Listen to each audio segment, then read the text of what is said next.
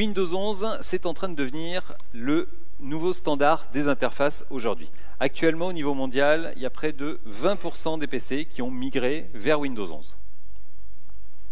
Alors, regardez cette appli.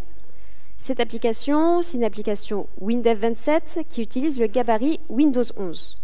On y retrouve tous les codes graphiques de Windows 11, donc une UI aérée, des polices larges, des couleurs majoritairement unies et peu contrastées, des formes arrondies.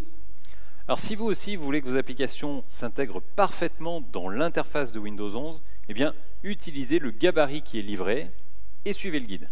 Et le guide, c'est moi. Déjà, il faut savoir que certains éléments de l'UI de Windows 11 sont gérés automatiquement par Windev 27. Le menu Snap, par exemple. Alors, le menu Snap, regardez, c'est le menu visuel que vous voyez ici qui s'affiche lorsque l'utilisateur survole le bouton d'agrandissement de la fenêtre. En fait, il permet de placer rapidement les fenêtres sur le bureau. Pour en bénéficier dans vos applications Windev 27, vous n'avez rien à faire en fait. Et pour les ascenseurs non plus, vous n'avez rien à faire. Au repos, les ascenseurs de Windows 11 sont plus fins que ceux des versions précédentes, et quand ils survolent, ils grossissent pour être plus faciles à saisir. Les coins arrondis dans les fenêtres, c'est également automatique avec Windev. Alors vous, qu'est-ce qu'il vous reste à faire? À part vous mettre à jour en version 27, évidemment. Eh bien, pour que vos applis collent au look graphique de Windows 11, restez relax et utilisez le nouveau gabarit de la version 27, le gabarit Mica. Et en plus du gabarit pour l'UI, vous vous appuyez sur l'exemple qu'on vous livre pour l'UX. Alors regardez, l'exemple vous offre un menu latéral pour faire comme dans la fenêtre des paramètres de Windows. Et pour vous, c'est un modèle de champ. Donc c'est super facile à intégrer dans vos applications. L'exemple vous offre aussi des boîtes de dialogue système au look and feel Windows 11. Quand vous appelez erreur, info, oui, non, vous savez que vous êtes dans le ton. Pour les menus contextuels, vous l'avez remarqué, Windows 11 adopte la carte de l'espacement avec des polices plus larges, des options de menu espacées. Les choix standards sont simplement représentés par des icônes qui sont regroupées en haut du menu. Et bien avec Windev 27, vous avez juste à choisir un menu au style Windows 11. C'est ici dans la description du menu. On va aller vous montrer. Voilà. Et pour choisir si une option de menu doit s'afficher en entier ou regroupée en haut, eh bien c'est dans les propriétés de l'option de menu, dans l'onglet UI, et vous cochez la case « Afficher cette option comme bouton en haut du menu ». Pour les combos aussi, Windev 27 pense à vous. On vous livre un modèle de champ pour créer des combos à la Windows 11, donc des combos aérés avec des ports arrondis.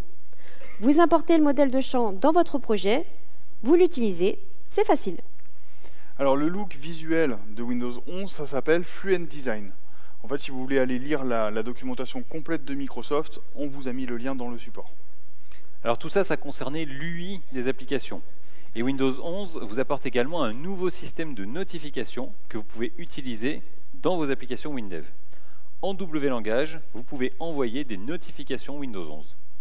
Alors dans une notif Windows 11, vous pouvez mettre du texte, des images, des infos de date et d'heure, toutes les infos que vous voulez. Et ça va même encore plus loin.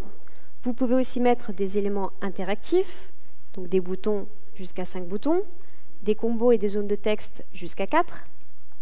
Alors pour créer une notification Windows 11 en W langage, vous avez juste à déclarer une variable de type sysNotification, comme ici bientôt.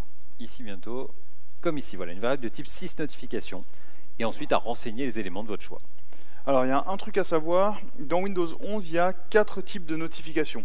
Il y a les notifications d'information, les notifications d'alarme, par exemple pour signaler un problème. Vous avez également les notifications de rappel, par exemple pour rappeler un rendez-vous, et les notifications d'appel. Alors celles-là, elles sont assez spécifiques, elles sont réservées aux applis de vidéoconférence et de téléphonie.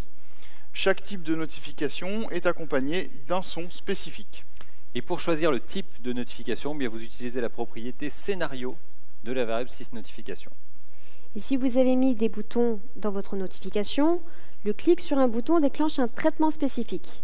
Donc soit une procédure globale que vous indiquez dans la propriété action de la variable notification, soit le nouveau P-code de projet réception d'une notification. En fait, c'est vous qui choisissez. Alors Alors, le nouveau P-code, vous le trouvez ici. Et un petit truc et astuce, quand l'utilisateur va cliquer sur la notification, en fait, Windows donc, va appeler automatiquement la procédure que vous avez spécifiée ou ce traitement du projet. Si l'application est fermée, elle est automatiquement relancée. Donc, pour savoir que votre appli elle a été lancée à partir d'une notification, vous avez une nouvelle fonction WLangage qui est en mode 6 notifications. Et voilà, avec WinDev 27, Windows 11, c'est dans la poche.